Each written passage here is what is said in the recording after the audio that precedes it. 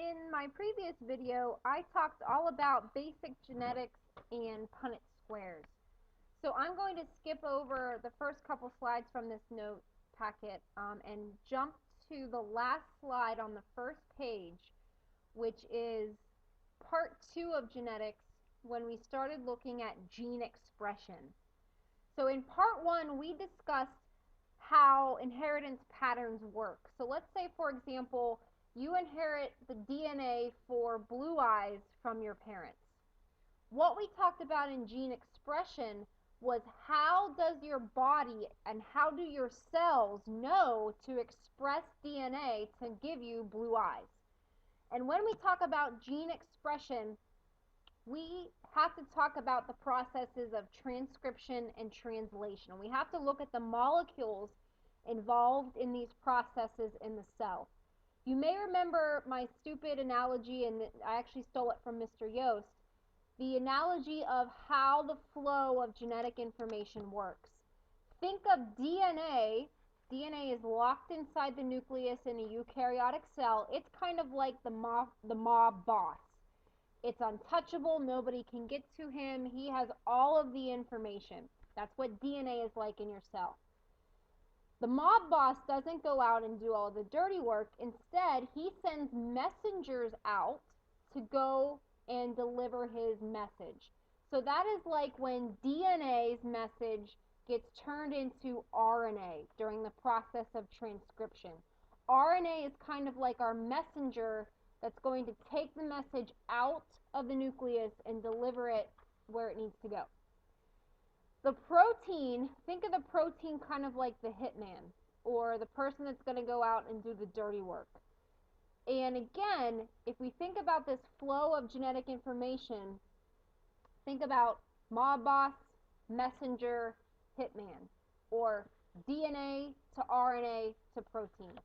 And proteins, because they're like the hitmen, they're the molecules in the cell that do the dirty work. So going back to our example about eye color, your DNA, the instructions in this molecule, tell your body to give you blue eyes. But the DNA doesn't actually go out and do that dirty work. Instead, the message of DNA gets turned into RNA, and then that RNA gets turned into a protein, and specifically for eye color, the protein involved in eye color is the protein by the name of melanin.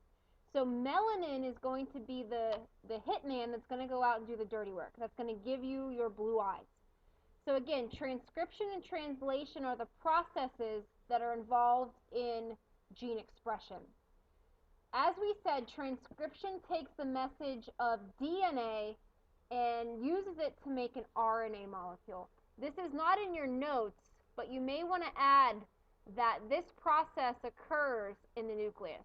Remember, DNA is held in the nucleus, so this is obviously where this is going to happen. And for example, if a DNA molecule has the code ATCAAG, okay, that's the code that's in the DNA.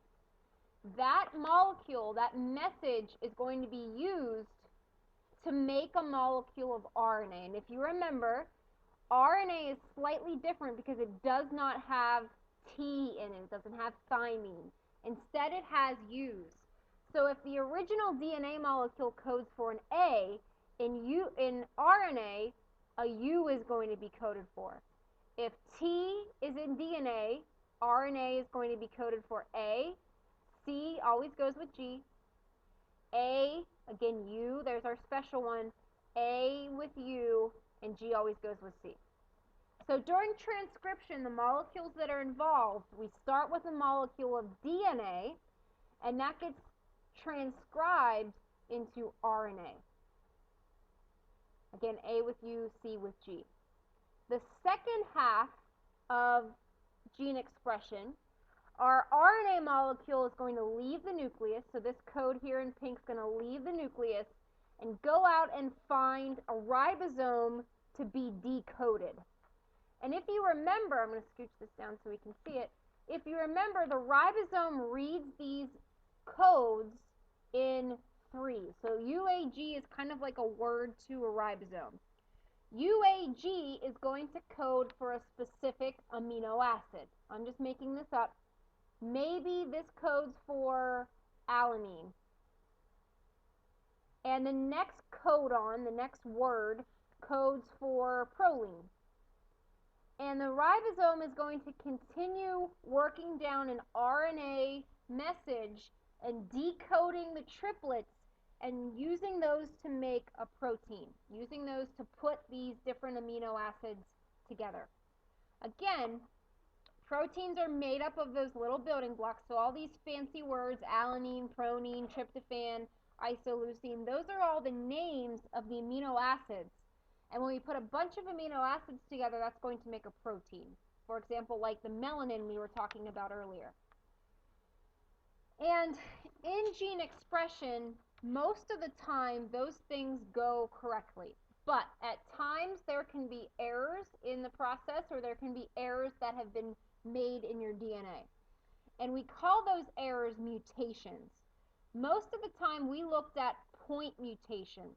One letter accidentally gets mutated. So for example, let's say our DNA code is supposed to be ATGGAA. This is what our code's supposed to be. There are 3 different types of mutations. The first type is a substitution, where one letter accidentally gets swapped to a different letter. So let's pretend that our substitution would be something like ACGGAA.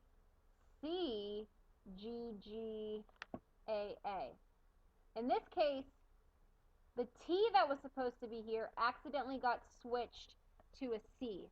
And depending on where that mutation is, a substitution can either be bad or it can have no effect.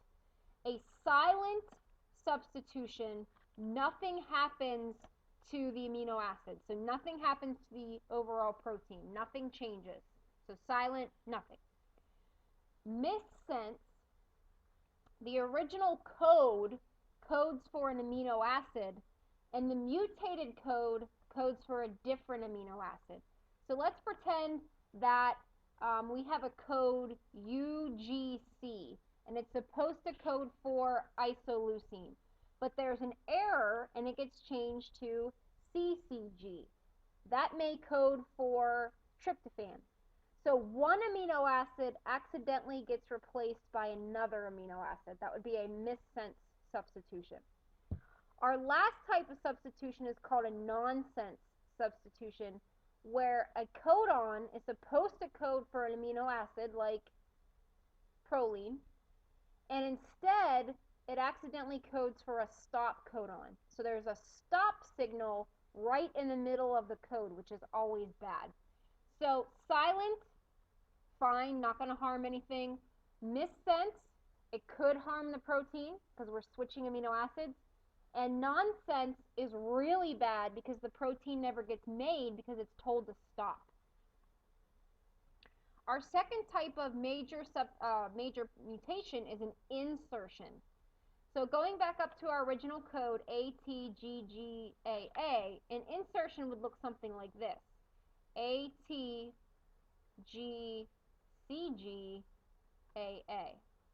And a good way to pick out an insertion is to count the number of bases. In our original code, we have 1, 2, 3, 4, 5, 6. And in this mutated code, we have 1, 2, 3, 4, 5, 6, 7. This one was added in. So in insertion, we have an extra one being added. The opposite is true with a deletion. Let's say our original code again, go back up to the tan color, ATGGAA. A deletion would look something like this, ATGAA. We're missing one. We're missing a G here. So where we were supposed to have 6 up here, we now only have 5. So a deletion takes one out. So again, these types of things can happen in the gene or in DNA, and they can either be really bad or not so bad. So that was kind of the first half of our second part of genetics, looking at transcription and translation. The last half of part 2, we talked about DNA technology and genetic engineering. You guys remember looking at the picture of the glow-in-the-dark cat, and that organism resulted by the mixing of two different species' DNAs. That cat was made by mixing jellyfish DNA and cat DNA, and we call that genetic engineering.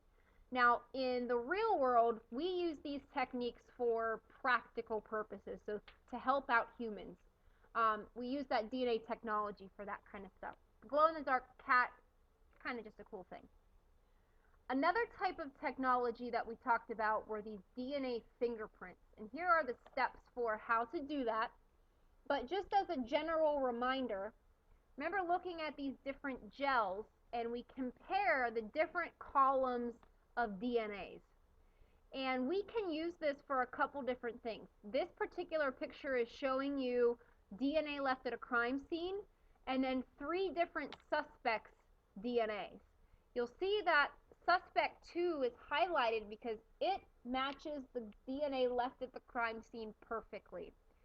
And this is able to be used because everybody's DNA is different. So my pattern of bands is going to look a lot different than your pattern of bands. So we can use this for crime scene or solving crimes. And we can also use this for paternity and maternity tests, figuring out who the parents of a child are. Because your DNA is a combination of both your mom's and your dad's. So your patterns are going to be half mom's, half dad's pattern. So we would see similarities in DNA between relatives, so we can use that for that. So that kind of concludes our part 2 of genetics. Thanks for listening. Again, if you have any questions, feel free to ask.